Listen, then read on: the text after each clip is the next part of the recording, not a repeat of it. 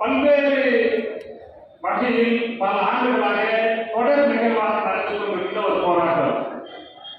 ஒவ்வொரு ஆண்டும் நம்முடைய இந்திய பாராளுமன்றம் கூடும் பொழுது பட்ஜெட் கூட்டத்தொடர், குளிர்கால கூட்டத்தொடர், ஒவ்வொரு கூட்டத்தொடரிலும் இந்தியா முழுக்க இருக்கிற தலித் கிறிஸ்துவ இயக்கங்கள் மக்கள் அனைவரும் ஒருங்கிணைந்து டெல்லியில் உள்ள ஜந்தர் மந்தர் சாலையில் தொடர் உண்ணாவிரதம், ஆர்ப்பாட்டம், போராட்டம் அப்படியான ஒரு தொடர் நிகழ்வுகளை கடந்த 50 ஆண்டு காலமாக தொடர்ந்து நடத்தி கொண்டிருக்கின்றோம்.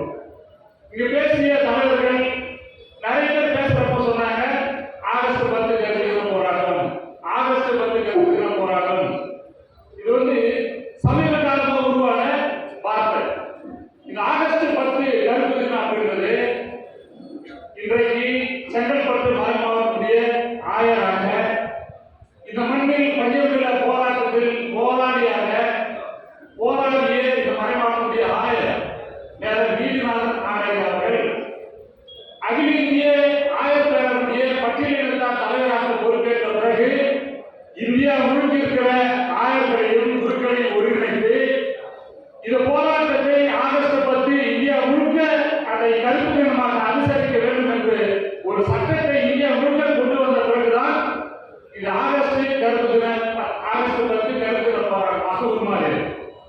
அதற்கு முன்பாக தொடர்ந்து உண்ணாவிரத போராட்டம், ஆர்ப்பாட்டம் நடந்து கொண்டிருந்ததை தவிர ஆகஸ்ட் 10 கருப்பு தினம் என்பதை இந்த மண்ணுடைய ஆயர் அவர்கள் மேலும் நீதிநாதன் அவர்கள் முன்முயற்சியால் இந்தியா முழுக்க ஆகஸ்ட் 10 கருப்பு தினமாக அனுசரிக்க வேண்டும் என்ற ஒரு சட்டத்தை தத்துவமிக்க ஆயர்கள் மத்தியிலே கொண்டு வந்து அந்த சட்டமாக்கியதன் விளைவாக இன்றைக்கு தமிழகம் முழுக்க மட்டுமல்ல இந்தியா முழுக்க இருக்கிற அனைத்து ஆயர்களும் மனதார இல்லை என்றாலும் இந்த கடமைக்காக இந்த போராட்டத்தை தொடர்ந்து நடத்தி கொண்டிருக்கிறார்கள். இந்த நேரத்தில் கிறிஸ்தவ மக்கள் மற்றும் கிறிஸ்தவ குருக்கள் மக்கள் அனைவரும் இணைந்து நடத்துகின்ற இந்த போராட்டத்திலே முதல் முறையாக நம்முடைய தமிழ்நாடு தீண்டாமை ஒழிப்பு முன்னணி தனியாக, அப்படியென்றால் தலித் கிறிஸ்தவ மக்களுக்கு இதுவரை கம்யூனிஸ்ட் போராட்டம் நடத்தவில்லையா அல்லது நம்முடைய தீண்டாமை ஒழிப்பு முன்னணி போராட்டம் நடத்தவில்லையா என்றால் தமிழகம் முழுக்க பட்டியலிட மக்களுக்காக தொடர்ந்து போராடுகின்ற மாபெரும் இயக்கம் என்பதை நாம் மறுப்பதற்கில்லை. அதே நேரத்தில் முதல் முறையாக தலித் கிறிஸ்தவர்களுக்கு என்று தமிழ்நாடு தீண்டாமை ஒழிப்பு முன்னணி தனியாக ஒரு போராட்டம் முன்னெடுப்பது நான் அறிந்தவர்கள் செங்கல்பட்டில் இதுதான் முதல் முறை.